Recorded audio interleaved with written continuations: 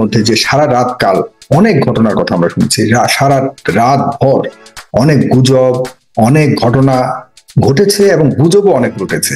আসলে কি কি শুনেছিলাম এবং এগুলির ভিত্তি কি, এ নিয়ে একটু আলাপ করবো আমাদের আজকের অতিথির সাথে। পাশাপাশি যে তত অন্তর্বর্তীকালীন সরকারের ঘোষণা আমরা শুনেছি, প্রস্তাবনার কথা শুনেছি যে শিক্ষার্থীদের পক্ষ থেকে ডক্টর ইউনূসের কথা বলা হয়েছে। আর পাশাপাশি যে প্রসেসটা আমরা দেখতে পাচ্ছি, এখানে অনেক বিষয় আছে, অনেক প্রশ্ন উঠেছে, এগুলি নিয়ে আমরা একটু স্পষ্ট হওয়ার চেষ্টা করব। আর পাশাপাশি আপনারা জানেন যে সারা দেশে বিভিন্ন ধরনের ধ্বংসযজ্ঞ চলছে, বিভিন্ন ধরনের মারামারি চলছে, হত্যাযজ্ঞ চলছে, এরকম কিছু ঘটনার কথা আমরা শুনতে পাচ্ছি। সেগুলিরও ভালো মন্দ সবকিছু নিয়ে আমরা আলাপ করবো। আর আগামীর এই যে আমাদের ভবিষ্যৎ বাংলাদেশ, এই নিয়ে আসলে কোন দিকে যাবে এখন থেকে বাংলাদেশ, সে নিয়েও আমরা একটু কথা বলবো। আমাদের সাথে রয়েছেন সিনিয়র সাংবাদিক জনাব মনির হায়দার। আমি একটু আপনার কাছ থেকে জানতে চাই, অ্যাকচুয়ালি সারা বাংলাদেশে এই মুহূর্তে আপনার কাছ থেকে জানতে চাই যে এই পরিবর্তনটাকে আপনি কিভাবে দেখছেন। প্রায় 15 বছরের শেখ হাসিনার সরকারের পতন হলো। শেখ হাসিনা মূলত তিনি দেশ থেকে পালিয়ে গেছেন, এটাই হলো স্পষ্টত। তিনি দুদিন আগেও বলেছিলেন যে শেখ হাসিনা পালায় না, শেষ পর্যন্ত পালিয়ে গেলেন। এই পরিস্থিতিটা কেন তৈরি হলো? কারণ আমরা তো কেউই জানতাম না যে তিনি পালিয়ে যাবেন। এরপর এখানে সেনাবাহিনীর রোলটা নিয়ে আমরা অনেকেই অনেক ধরনের মন্তব্য করছে। এরপর সেনাপ্রধান সবাইকে ডাকলো, কিন্তু সেখানে আওয়ামী লীগের কাউকে ডাকলো না। আবার অনেক মারামারি হলো, সেখানে সেনাবাহিনীর নিষ্ক্রিয়তা আছে। সবকিছু মিলিয়ে আপনার কাছ থেকে একটু অনুভূতিটা জানতে চাই প্রথমে, কেমন লাগছে এই মুহূর্তে, কিভাবে দেখেন?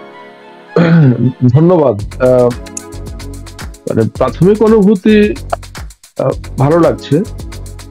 এই জন্য ভালো লাগছে যে দেশ মুক্ত হলো। লিটারালি এটা প্রফেসর ইউনূসের একটা ইন্টারভিউ দেখছিলাম, দা প্রিন্টের সঙ্গে তিনি একটা ভিডিও ইন্টারভিউ দিচ্ছিলেন, ইন্ডিয়ান একটা নিউজ অর্গানাইজেশন। তো মানে তিনি যা বলেছেন এটা আমার মনে হয় প্রায় সব মানুষের কথা, যে যেভাবেই হোক আমরা একটা স্বাধীন দেশে আবার পরাধীন হয়ে গিয়েছিলাম। আমাদের কোনো অধিকার ছিল না। আমরা মানে বাংলাদেশে যারা বসবাস করে, আমি তো ঘটনাচক্রে আপাতত দেশের বাইরে থাকছি, কিন্তু যারা বসবাস করে এরা সারাক্ষণই এক ধরনের আতঙ্ক, আশঙ্কা এবং একটা দমবন্ধ পরিবেশের মধ্যে তারা থাকতো। শুধুমাত্র যারা এই আওয়ামী রেজিমের অংশীদার তারা ছাড়া বাকি সকল সাধারণ মানুষের এরকম দশা ছিল। তো সেরকম একটা পরিস্থিতি থেকে তারা পরপর 3টা ফেক বা ভুয়া ইলেকশন করে জবরদস্তি করে ক্ষমতায় রয়ে গেছে। বাংলাদেশের যে বিরোধী রাজনৈতিক শক্তি তারা কম বেশি চেষ্টা করেছে, কোনো সাফল্য পায়নি। না পাবার কারণে মনে হয়েছে যে এদেরকে আর কখনো বোধহয় কেউ ক্ষমতা থেকে সরাতে পারবে না। আজ থেকে 7 মাস আগে যখন তারা আরেকটা ভুয়া ইলেকশন করে তৃতীয়বারের মতো নিজেদেরকে বিজয়ী ঘোষণা করে ক্ষমতায় থেকে গেল, কিছুই করা গেল না, আন্তর্জাতিক শক্তিও সেভাবে ঠিক আগায় আসলো না, তখন মোটামুটি এরকম একটা ধারণা বদ্ধমূল হয়ে গেছে যে না, এদের হাত থেকে আর কোনো নিষ্কৃতি নাই, বাংলাদেশের মানুষ কখনো আর মুক্ত জীবনে মানে স্বাধীন জীবনে ফিরে যেতে পারবে না। কি দুর্ভাগ্য যে 1971 সালে লাখো মানুষ জীবন দিয়ে, লাখো মা বোনের ইজ্জতের বিনিময়ে আমরা একবার স্বাধীনতা পেয়েছিলাম, কিন্তু গত 52 বছরে সেই স্বাধীনতাটা রীতিমতো মিথ্যে হয়ে যাওয়ার উপক্রম হয়েছে। মানে শুধুমাত্র একটা ভূখণ্ড ছাড়া, একটা স্বাধীন ভূখণ্ড ছাড়া রাষ্ট্র সমাজ হিসাবে এখানে কোনো স্বাধীনতা প্রতিফলিত হয়নি, স্বাধীনতার কোনো লক্ষ্য অর্জিত হয়নি। এবং লক্ষ্য অর্জন দূরের কথা, 1971 সালে স্বাধীনতার মানে ঠিক ওই সময় স্বাধীন বাংলাদেশের শুরুতে দেশটা যেখানে ছিল, আমরা নানা দিক দিয়ে তার চাইতে অনেক পিছিয়ে গেছি। কিছু অবকাঠামোগত উন্নয়ন হয়তো হয়েছে, রাস্তাঘাট এটা সেটা, কিন্তু জাতি হিসাবে গণতন্ত্র চর্চার ক্ষেত্রে, সমাজের সহনশীলতা চর্চার ক্ষেত্রে, সভ্যতা ভব্যতা চর্চার ক্ষেত্রে আমরা অনেক অনেক পেছনে চলে গেছি। যেতে যেতে আমরা একেবারে মানে পরাধীনতা একটা জিনিস এবং পিছিয়ে যাওয়া দুটো মিলিয়ে একটা অন্ধকার জায়গায় পৌঁছে গেছিলাম জাতি হিসাবে। তো সেখান থেকে হঠাৎ করে এভাবে ছাত্রদের একটা আন্দোলন, খুবই তুচ্ছ একটা বিষয় নিয়ে সে আন্দোলন এভাবে দানা বেঁধে এখানে চলে আসবে, আসলে এভাবেই হয়। তিউনিসিয়াতে যখন আরব স্প্রিং শুরু হয়, সেখানে বেন আলী ক্ষমতায় ছিল। খুবই একজন সবজি বিক্রেতা তার গায়ে আগুন ধরিয়ে দিয়ে আত্মাহুতি দিয়েছিল। আপনার নিশ্চয়ই মনে থাকবার কথা। ওই ছোট্ট ঘটনাকে ঘিরে প্রথমে তিউনিসিয়ায় যে শুরু হয়েছিল বিদ্রোহ বিপ্লব, সেটা গোটা আরব অঞ্চলের অনেকগুলো দেশে ছড়িয়ে পড়ে, যেটার নাম আরব স্প্রিং হয়েছিল। তো সেই আরব স্প্রিং মানে খুব বেশি সাফল্য শেষ পর্যন্ত টেকেনি, সেটা আবার অন্য আলোচনা। যাই হোক, তো আমাদের এখানেও অনেকটা সেইভাবেই যে একটা কোটা সংস্কারের মতো একটা মামুলি দাবি নিয়ে কিছু শিক্ষার্থী রাস্তায় এসেছিল, যেটা 2018 সালে নুরুর রাশেদদের হাত ধরে শুরু হয়েছিল। সেটা ছিল কোটা সংস্কার আন্দোলনের প্রথম ধাপ বা প্রথম অধ্যায়। তারপরে তারা তো আবার পার্টি করলো, পলিটিক্সে চলে গেল।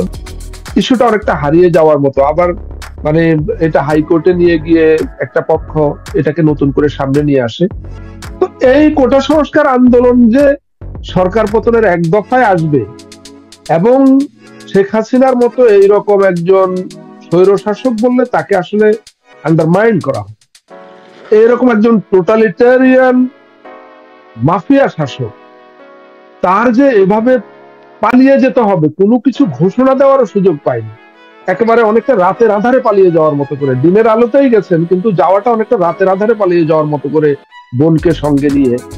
এটা আমার কাছে খুবই এখনো পর্যন্ত অবাক লাগে যে এটাও সম্ভব হয়েছে, আমাদের তরুণ কিশোরেরা সেটা সম্ভব করেছে। তো এইটা এখনো মানে এটা আসলে এই অবরুদ্ধ বা পরাধীন অবস্থা থেকে বের হওয়ার প্রথম ধাপ। এখনো আমাদের সামনে অনেক চ্যালেঞ্জ আছে, অনেক অনেক চ্যালেঞ্জ আছে। তা সত্ত্বেও এই মুহূর্তে দেশের বেশিরভাগ মানুষ একটা স্বস্তির নিঃশ্বাস ফেলছে। মানে আমি চাইলে আজকেই দেশে চলে যেতে পারি, আমাকে কোনো কিছু চিন্তা করতে হবে না। আমার মতো আরো হাজার হাজার মানুষ যারা গত 15 বছরে মানে নানা প্রতিকূলতায় দেশ ছেড়েছে, দেশে ফিরতে পারেনি। বাবা মা, আমার আব্বা গত সেপ্টেম্বর মাসে দুনিয়া থেকে বিদায় নিয়েছেন, আমি আব্বাকে শেষ বিদায় জানাতে যেতে পারিনি। তো এরকম আমার মতো আরো কত সন্তান মা বাবাকে হারিয়েছে, বিদেশের মাটিতে বসে দেশে ফিরতে পারেনি। তারা এখন মানে মা বাবা না থাকলেও হয়তো নাই, কিন্তু তাদের দেশে ফিরতে আর কোনো বাধা নাই। এই যে একটা অনুভূতি, কোনো আতঙ্ক আশঙ্কা নাই। আপনার মনে আছে গত বছর এই যে ভুয়া নির্বাচনের ঠিক আগে আগে একটা প্রবাসী ছেলে চট্টগ্রামের রাউজান উপজেলায় সম্ভবত বিদেশ থেকে দেশে গিয়েছিল, তাকে পিটিয়ে মেরে ফেলেছিল, মনে আছে আপনার? আলোচিত হয়েছিল ঘটনা। তো এইরকম একটা ভয়ঙ্কর অবস্থা, তো সেই অবস্থা তো অন্তত এখন আর হবে না, এটা মোটামুটি আশা করা যায়। জি, খুব ইন্টারেস্টিং কয়েকটা ঘটনা তো ঘটে গেল। আপনি জানেন যে আমরা অন্তর্বর্তী সরকারের প্রধান করা হলো ডক্টর ইউনূসকে, সেখানে সবাইকে সেনাপ্রধান ডেকেছে। আওয়ামী লীগ তো মাত্র সরকার থেকে গেল, আওয়ামী লীগের অনেক সমর্থক রয়েছেন, হয়তো বাংলাদেশের সবাই তো আর দেশ ছেড়ে সবাই চলে যায়নি, কিন্তু সেখানে আওয়ামী লীগের কাউকে দেখলাম না কেন? আচ্ছা, প্রথম কথা হলো ডক্টর ইউনূসকে এখনো তত্ত্বাবধায়ক সরকারের প্রধান উপদেষ্টা করা হয়নি। মানে বৈষম্য বিরোধী যে ছাত্র আন্দোলনে তাদেরকে কিন্তু বলেছে যে তারা যেটা বলবে সেটার জন্য অপেক্ষা করছে সেনাপ্রধান, সুতরাং তাদের প্রস্তাবটা এখানে গৃহীত মানে তারা প্রস্তাব করেছে এবং আমি যতদূর শুনেছি প্রফেসর ইউনূসও সম্ভবত পজিটিভ কনসার্ন দিয়েছেন, কনসার্ন দিয়েছেন। তো যদি হয় এটা ভালোই হবে, খারাপ হবে না। যাই হোক, সেটা আরেক আলোচনায়। আপনি বলেছেন যে ওইখানে আলোচনায় আওয়ামী লীগকে কেন ডাকা হয়নি। প্রথম কথা হলো আওয়ামী লীগের কাকে ডাকবে, আওয়ামী লীগের কে কোথায় আছে? আপনি কি গত 20-22 ঘন্টায় শেখ হাসিনার পালিয়ে যাওয়ার পর আওয়ামী লীগের কারো কোথাও কোনো অস্তিত্ব, কারো কোনো চেহারা কোনো টেলিভিশনে মানে সোশ্যাল মিডিয়ায় কোথাও কিছু দেখেছেন?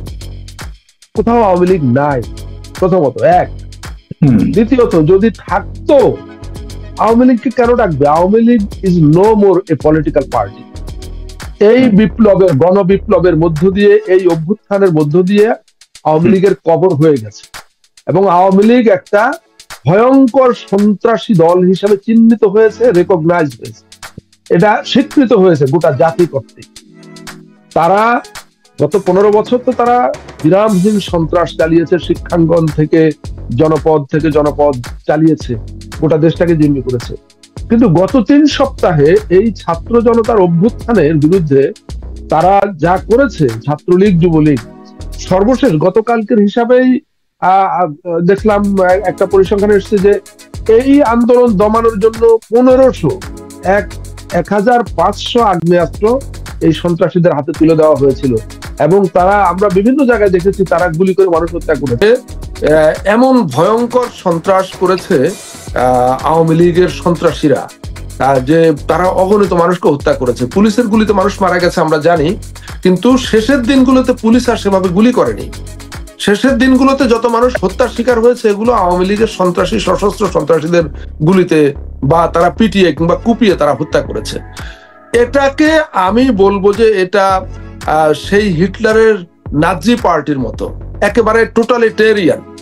আপনি নিশ্চয়ই জানেন যে সে নাজি পার্টিকে দ্বিতীয় মহাযুদ্ধের পর কিভাবে নুরেমবার্গ ট্রায়ালের মধ্য দিয়ে এমন ভাবে নিষিদ্ধ করা হয়েছে যে নাজি পার্টি তো জার্মানিতে তার পলিটিক্স করতে পারবেই না।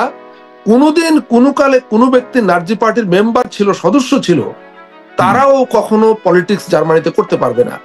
এবং নাৎসি বাহিনীর যারা সদস্য পৃথিবীর বিভিন্ন, তাদের তো সবার বিচার হয়েছে। পরবর্তীতে পৃথিবীর বিভিন্ন দেশে পালিয়ে থাকা নাৎসি পার্টির, নাৎসি বাহিনীর সদস্যদেরকে ধরে ধরে নিয়ে বিচার করা হয়েছে। যতদূর মনে পড়ে 1 অথবা 2 বছর আগে যুক্তরাষ্ট্রে পালিয়ে থাকা একজনকে ধরে নিয়ে গিয়ে বিচার করা হয়েছিল, বা তার আগেই সাজা ছিল, তাকে ধরে নিয়ে গিয়ে পানিশমেন্ট দেওয়া হয়েছিল। আওয়ামী লীগ বাংলাদেশে, আমি জানি না কানাডাতে কি অবস্থা, যুক্তরাষ্ট্রে যখন কেউ ন্যাচারালাইজেশন নেয় তো সেখানে প্রশ্নমালার মধ্যে একটা প্রশ্ন থাকে, তুমি কি কখনো কোনো টোটালিটেরিয়ান পার্টিতে যুক্ত ছিলে কিনা। হ্যাঁ, তারপর আরেকটা প্রশ্ন থাকে, তুমি কি টোটালিটেরিয়ান সিস্টেমকে সাপোর্ট করো কিনা। মানে আমরা তো অথরিটেরিয়ান বলি, আমরা ডিক্টেটরশিপ বলি, আমরা অটোক্রেট বলি, এগুলোর সবই অনেক সফট। টোটালিটেরিয়ানটা হলো সবকিছু আমার, আর কারো কিছু থাকবে না। আওয়ামী লীগ বাংলাদেশে 15 বছরে এই সিস্টেমটা এস্টাবলিশ করেছিল যে আপনার, তারা যা চাইবে সেটাই হবে, আর বাকি সবাই তৃতীয় চতুর্থ শ্রেণীর নাগরিক। তারা যাকে যেই মর্যাদা দিবে সেই ততটুকু মর্যাদা পাবে। একজন নাগরিক তার স্বাভাবিক সাধারণ মর্যাদা, সংবিধানে ঘোষিত মর্যাদা পাবে না।